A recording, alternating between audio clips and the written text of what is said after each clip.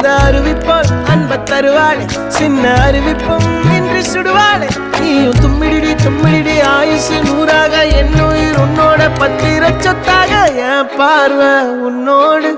உன் பொம்மை கண்ணோடு பேசாமல் விண்ணோடு நாம் மிதந்து போவோம் காதாரா அடியாளோ